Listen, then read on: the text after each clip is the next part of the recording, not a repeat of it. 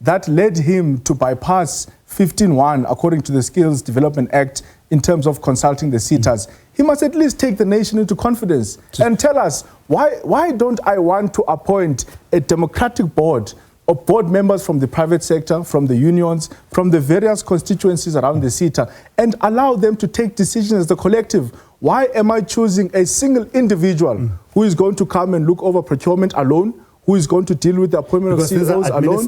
Because these are administrators. That's how they capture the SETAs. Not substantively appointed chairpersons, which is the process that's still underway. It's a serious governance crisis. And one would think that someone like him, in his role, he understands King's codes very well when he speaks to corporate governance and good governance. You need to have a board there. Even if a board is problematic, because there are so many of them, we know that we've got eyes and ears of 1 or 2 or even 3, honest and ethical board members who are going to be able to tell the public when there are wrong things that are taking place. But now you've got one person in corrupt cases already and is accounting to himself. That can never be correct. So what do you think is going on here? Why did he, out of many people that he could have appointed, why did he land up with these names that I've just tabulated? And what makes them unsuitable as far as you are concerned? Look, the modus operandi of these corrupt ministers of the ANC is the same. By the way, if you look at the history of the construction SETA, it was put under administration twice before this.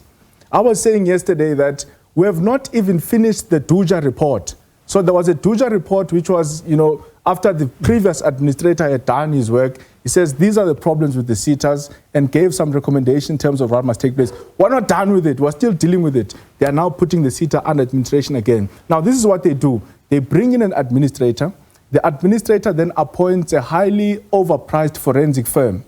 The forensic firm then looks at the different contracts, lucrative contracts in the SETAs, says, no, this was irregular, this was irregular. They cancel the big contracts and re-advertise.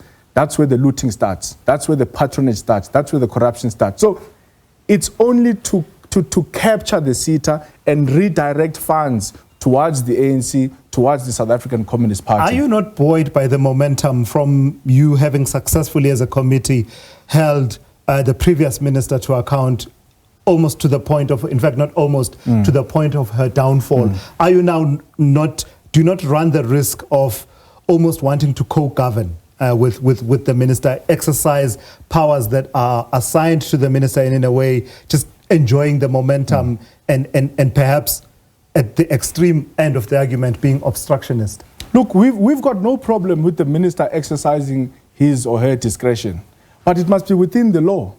He can't just wake up in the morning and do things and become a law unto himself. If he followed the Skills Development Act, if they follow the Higher Education Act, if they follow the Constitution of South Africa, we're not going to interrupt them. We only come in when we see that the executive must be held accountable. Because if we don't do that, we'd have failed in the role of Parliament. And it's what the Constitutional Court said during those dark Zuma years, to say that Parliament failed in its duty to hold the executive accountable. So, yes, the ministers must run their departments. We're not there.